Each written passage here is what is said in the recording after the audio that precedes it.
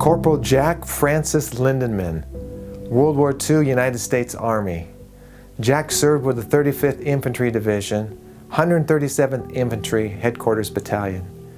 Jack was one of the first waves in on Omaha Beach on June 6, 1944, and also one of the first veterans I interviewed when I started my work almost 20 years ago in Arizona.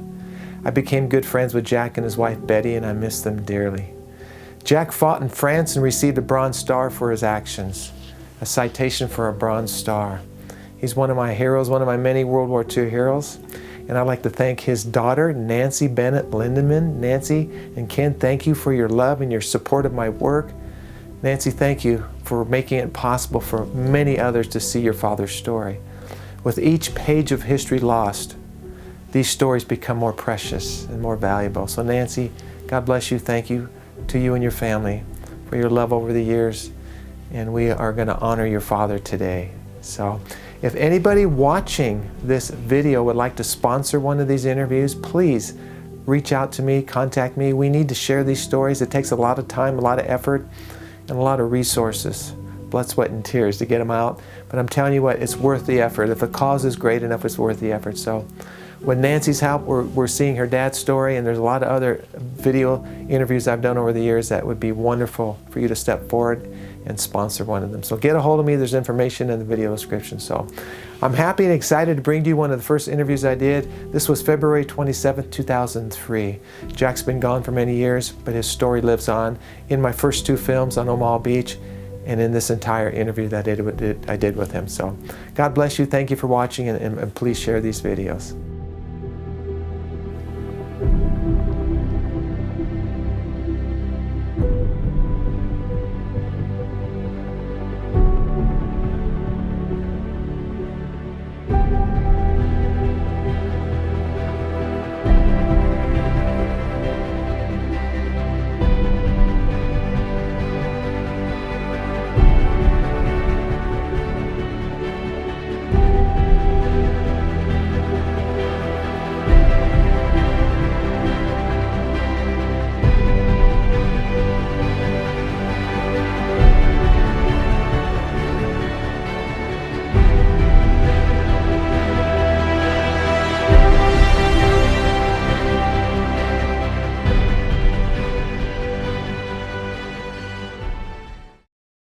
Down into the ships, did you have breakfast or did you? I think, as I remember, we had breakfast on ship.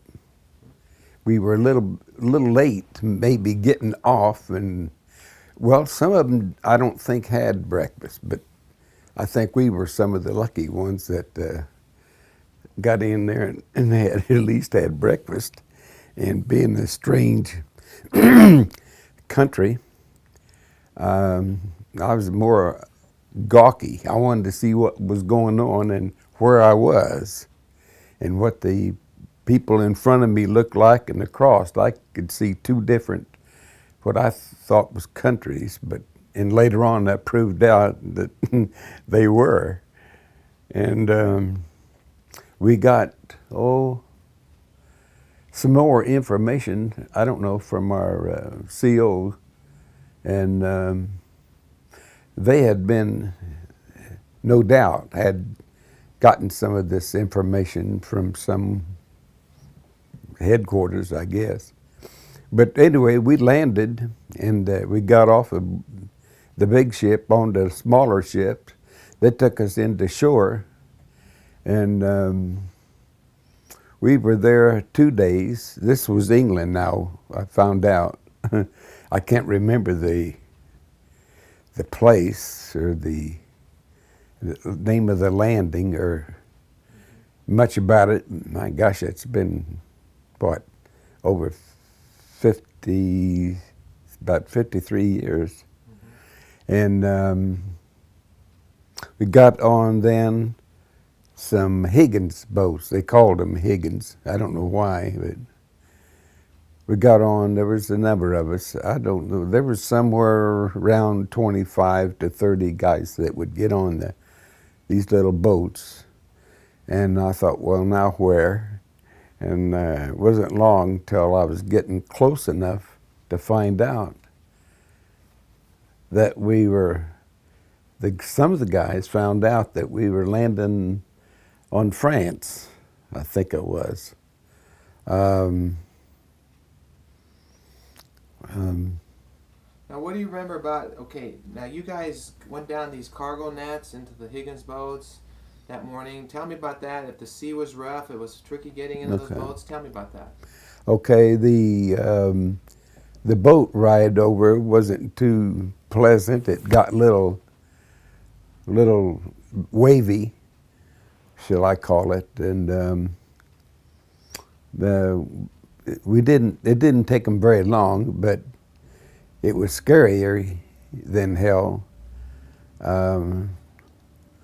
They had it blocked. It appeared to me it was blocked, and they did it for their own country. They didn't want anybody else getting in there and landing on their ocean or their ocean side. So we got up there to the places that were crossed with metals, big, tall metals, like driven in the shore. And there was enough of them that they emptied the shore, the Higgins. We got off the Higgins, the tail end dropped down and let us into the water. And from the water, we held our rifles high and made it in to the shore. It wasn't, there was at least 2 machine guns setting up way up high. They were firing at us, and that's the first time I'd ever had been around positive firing. And it didn't get none of it, didn't kill any of us that I knew of in this boat, but we got off of it and up through these pilings. I'm going to call them pilings there. You had to, as on our feet, we went in and out to get around them, to get on shore, and it was pretty fast. And then they said they pointed out our group, because we had some special training, especially in climbing. And I thought, oh no, this is no way, this can't be. You'll tear my nails off. Man, this was straight up. And this dumb gun machinery over here, he's firing every chance he got. He moved back and around where he could get more to the side of us. And it was an opening there that he fired through. I looked behind me and there was more Higgins boats. There was 5 or 6 or 7. Looked like there was a string from England to France. Somebody knew that was France. I didn't know. Now let's go back a bit again. Now again, do you remember getting off of the one ship onto the nets? Did you climb down some nets into the boats to get onto those little landing crafts? And there was tricky footing getting down those with your packs on and stuff. Do you remember doing that? I faintly remember. Okay. I faintly remember. Okay, now, but you rode into the shore on an LCBP Higgins boat, right? Yeah. Okay. What do you remember about going in the shore? Think about it. What were the men on the ship doing? Were they seasick? Was the sea rough? And then were you being shot at before you landed? So tell me about that. Well, there were some of the men that, and I mean it was very few, but there was some that really got sick, and me seeing that made me sick. But I wouldn't let it. I couldn't let it. I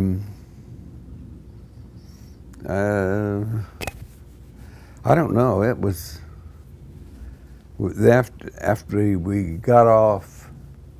We went over on a little larger before we got on the Higgins ship. That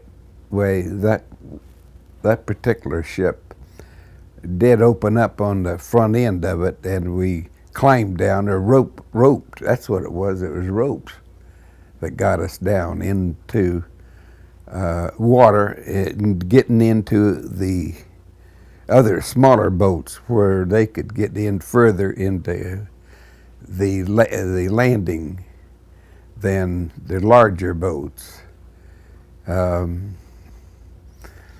Weaving in and out of on foot now, we were up to our necks in water and walking toward the beach. Some of the guys, well, we were getting fired at. We found out on some of the boats behind us, they got hit. There was a few of them. I started thinking then, when am I? Am I next, or this or that? And I was scared to death. But my sergeant, I don't know where he got all of his guts, but I guess that's why he was a sergeant. But he yelled at us in his own mean voice that, get up and get going, move on, move. I don't know. Okay, tell me about the scene on the beach, coming into the beach, and then the lowering of the ramp, and you guys going out of the boat. Tell me about what you remember about that, and what you saw as far as other soldiers that had been wounded or something. Okay, it was while trying to get on the land, to get some footing underneath of us. We, I don't know, we were just trying awful hard, and describe the scene on the beach. What was going on when you hit the beach? I mean, were they firing at you? Do you remember the bullets hitting the boat? Do you remember bullets hitting the water, the sand? Were there wounded around? Tell me what you saw. Well, finally, one of our men did get hit, and they made a big scene out of it, which I didn't blame them. I thought, well, I'm next. There was a medic or two on the boat that helped him out, and he says, don't worry, guys, I'll take care of him. And he said, and I'll take care of you guys too. Don't worry about it. So that relieved our minds a little bit. But I don't know, we finally got through, and we got some good dry landing. We were beginning to really get some fire then. There was guys, well, we lost several, I guess, on the beach. I don't know if they died, I don't remember. We didn't have time to find out. And then one of my buddies got hit, and that tore me up. I didn't think I could make it. I wanted to go help him and do the best I could for him, but it wasn't my job to do that. There was other people who took care of him. We finally we landed, and after we thought we had it pretty much, why, we began to really get some firepower. And we was just with automatic rifles. That's all we had, nothing else. No machine guns to help us out. Hey, Jack, when you talk to me over here, okay? Okay. Just what else do you remember about the landing? I mean, okay. You guys were in a boat. You were infantry, right? The infantry, okay. Yes. What was the mood on the boat going in? Did you know where you're getting into? I mean, were you guys gung ho? Were you praying? Tell me about them. No, we weren't. We didn't know where we were going. There was always one or two that was gung ho, but I wanted to step aside and let him gung-ho on and pass me. There was some more got hit. I saw that, and that proved my thinking rather than his thinking. There was a number, I guess, that really got hit, but not,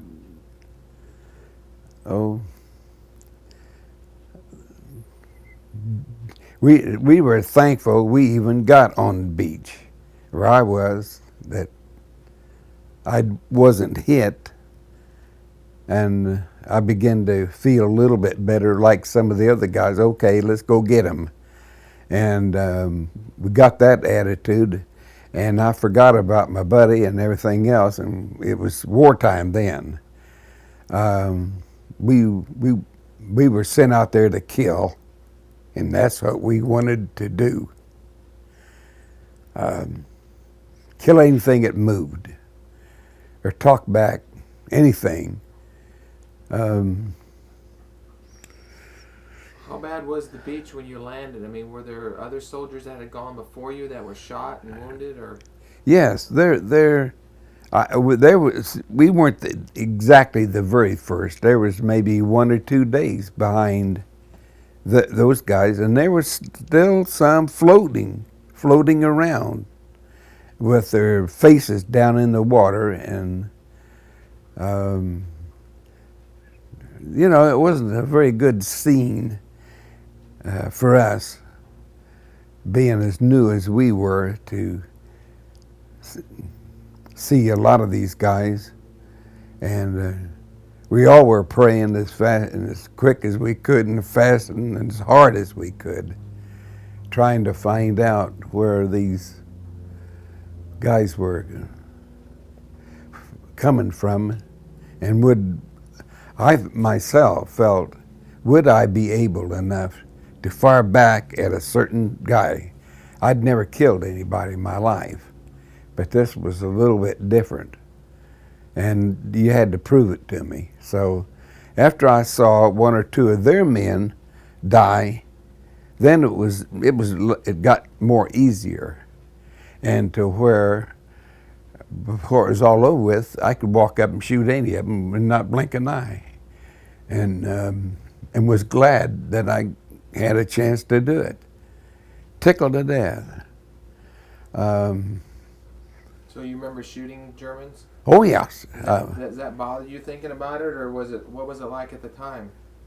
Well, at the time, I learned that it wasn't. It was easy. They were all Hitler to me. Every one of them. Every one of their Germans, what we saw, was because they were there where they wasn't supposed to. They were in France. They had taken all of France's people and did what they wanted to do with them. We had read about that back home. We finally I got into the idea of the place where let's go get them. And that, from that day on, man, we went.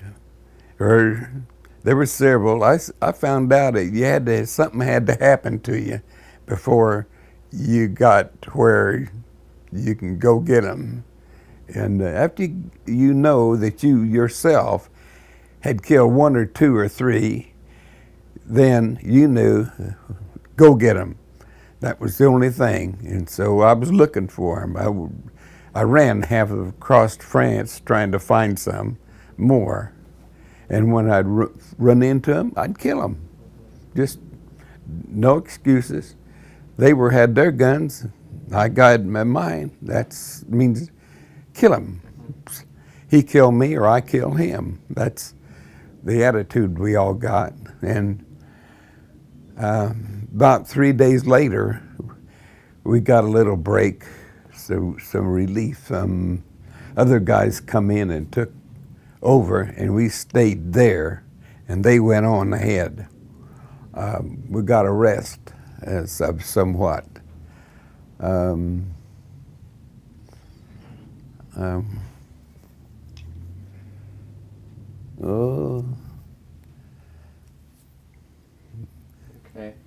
anything else you remember about the beach landing you want to talk about, or do you remember riding that boat to shore that morning at all? Very No. much. You remember Yeah. the waves were bad, or the soldiers were getting sick, and you saw bodies floating in the water? Or?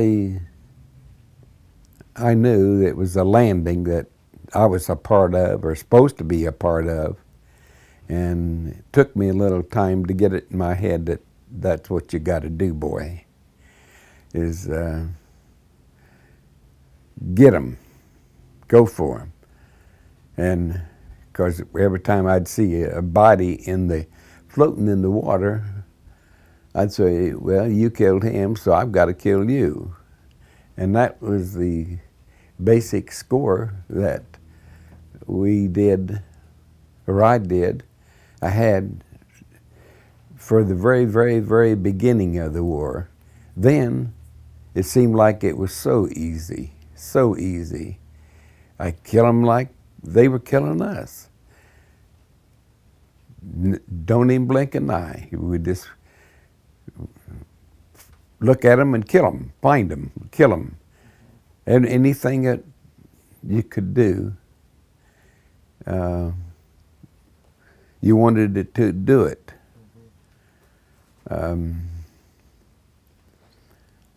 This went on for at least, I know, for 3 days before we had any kind of relief at all. It's Tell me about the D-Day invasion, what it means to you looking back on it now. I mean, was it something we needed to go do? And tell me why you think it was something we needed to do. Well, that's looking back, and I had plenty of time for that. Yes, that was what we were meant to be. The big chiefs had all figured it out. That's the way it's got to be. There's no other way. It's got to be. So many boys go in there and kill so many Germans to prove to them that we're a mean business, like they did at one time. And finally, when we got feeling that way, it was much, much easier to kill them. Stand there and shoot them and kill them. Don't even give them a break. They'd beg, and one or two or three would. And then you learn to shoot him for begging. Okay, I asked you this question before. I want to ask you again about, looking back on World War II and the freedoms that we have today. Remember I asked you what would you say to the young kids today? Do you remember me asking that question? About the liberties and the freedoms we have today? Oh, yeah. What would you say to the young kids today about life, about freedom, and about World War II and what you went through? What would you tell the young kids today? I'd have to tell them that I did it, you can do it, and you got to do it. You'll learn to do it. You fight for your country. Do everything you could. I would tell them, to the fellas that's going in, it's not easy. It just tears your heart out. But you got to do it, and you're going for your family and your country, and I don't know, it's just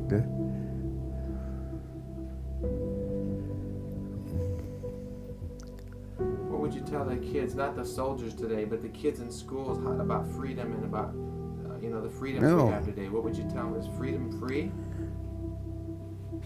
There is no freedom free unless you yourself get in there and fight for it. You have to do something in fighting for your country to really feel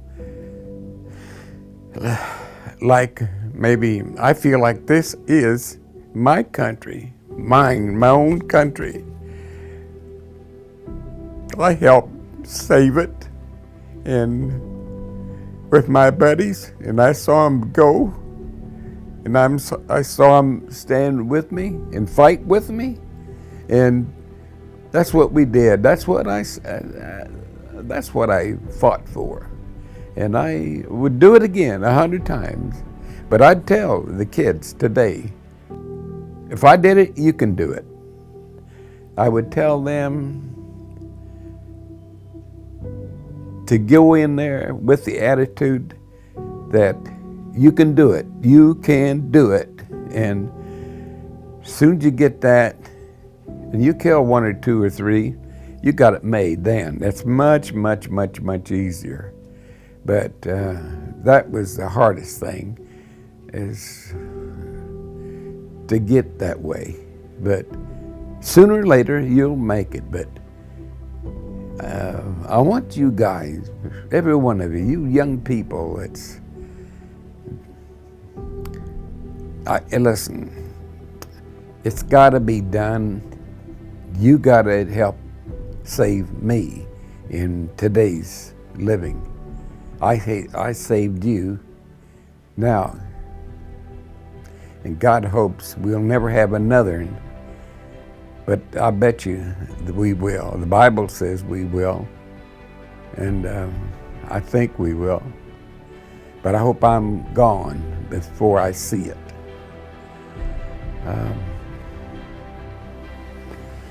That's good. You answered it pretty good, Jack. I think that's good.